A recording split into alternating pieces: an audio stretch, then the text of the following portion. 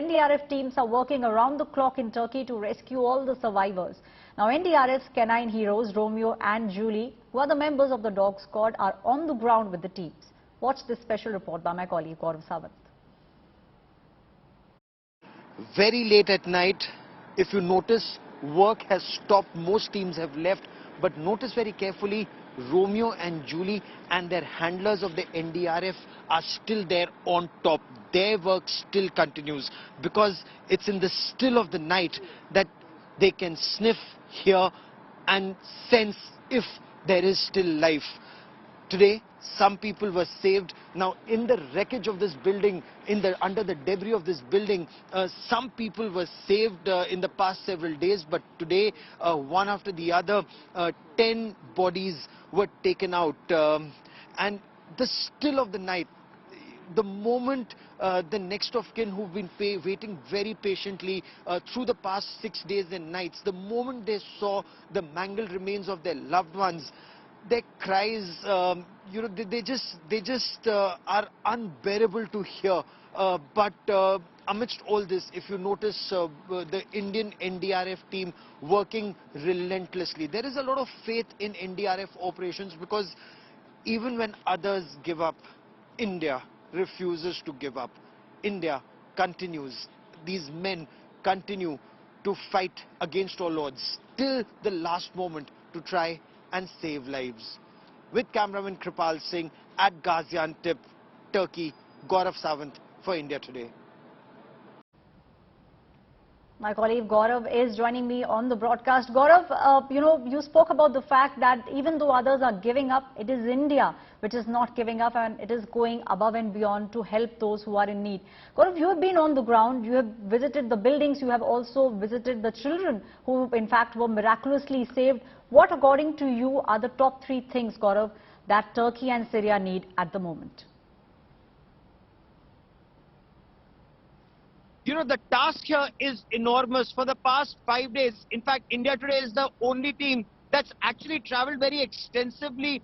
We've been to Gaziantep, one of the worst affected areas, Marash, which is the epicenter of this earthquake. We've also traveled to Nurdagi, again, one of the very badly impacted areas.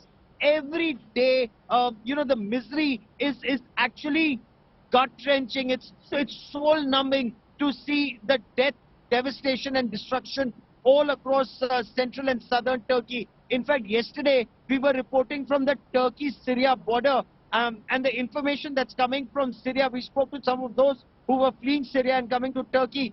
The situation on the other side apparently is even worse than what it is here.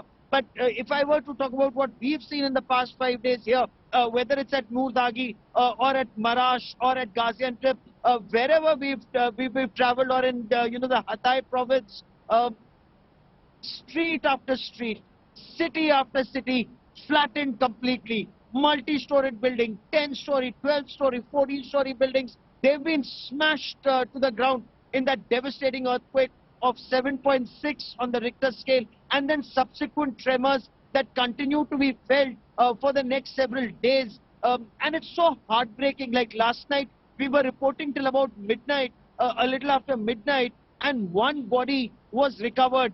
The family of that man whose body was recovered, it had stood there for 5 days and 5 nights in -6 degrees temperature. And when the lady finally saw her husband's body, she was hoping against hope that he'd survive. Unfortunately, he didn't. And in that icy cold, she just collapsed on the ground. But then there were many medical workers who were standing by, and they took her to hospital immediately. But it's actually soul-numbing. It's the still of the night. You hear no sound except this sudden shriek, when a body is recovered. That sudden cry of agony, which doesn't just pierce through the night, it pierces through your soul. So those are the kinds of scenes we've seen day after day here in Turkey, night after night in Turkey. So we reported that in Gaziantep, and then we came back to Adana. And early this morning, we are here at the airfield because for the people of Turkey, this is actually good news. This medical equipment that's arrived, and all this equipment will now quickly as you notice, it's being unloaded very quickly, and it will be taken to Noor Dagi and to Gaziantep and to Iskandan, and there it will be put to good use to help the people of Turkey, Aishwarya.